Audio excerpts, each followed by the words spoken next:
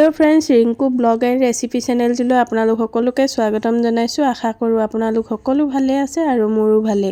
আজি যেহেতু গৰম পৰিছে হেয়ে মই ভাবিছো মাছ আৰু ঔটেঙা জোল খাম আৰু আপোনালোককো দেখাও। আৰু এইফালে ঔটেঙাটো মই কাটি ললো আৰু এই এনেদৰে কাটি লৈছো যেহেতু কুমলীয়া ঔটেঙা আৰু এইফালে 3 পিস মাছ ফ্ৰাই কৰি লৈছো যেহেতু আমি মানুহ 3টাই আছো। আৰু এইফালে তেলখিনি গৰম হৈ আছে, ইয়াতে এটা শুকান জলকীয়া দি দিছো আৰু কেইটামান পাঁচফোৰণ দি দিছো। বেছি টান নহয়, নহৰু পিয়াজ দিয়া নাই মই। আৰু এইফালে এতিয়া ঔটেঙাখিনি তেলত ভাজি লম যেহেতু কুমলীয়া ঔটেঙা হেয়েহে সিজিবলৈ বেছি টাইম নালাগে। আৰু ইয়াত মই সোৱাদ অনুসৰি নিমখো দি ললো আৰু হালধিও দি লৈছো।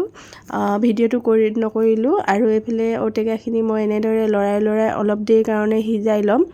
আৰু এইফালে এতিয়া কুমলীয়া ঔটেঙা যেহেতু সিজি গ'ল আৰু ইয়াতে মই গৰম পানী দি দিছো। দেখিছে এয়া গৰম পানী দি লৈ আপোনালোকেও জোখমতে দি ল'ব। মোক বেছি জোল নালাগে সেয়ে মই অলপমান দিছো।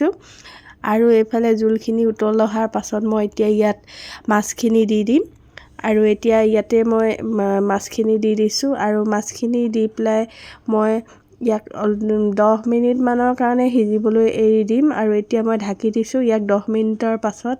এয়া দেখিছে 10 মিনিটৰ পাছত মোৰ মাছখিনি সিজি গৈছে আৰু বেছি টান নহয় মাছৰ ঔটেঙা জোল খাবলৈ। আপোনালোকেও এনেদৰে বনাই খাবচোন, বহুত ভাল লাগে গৰমত।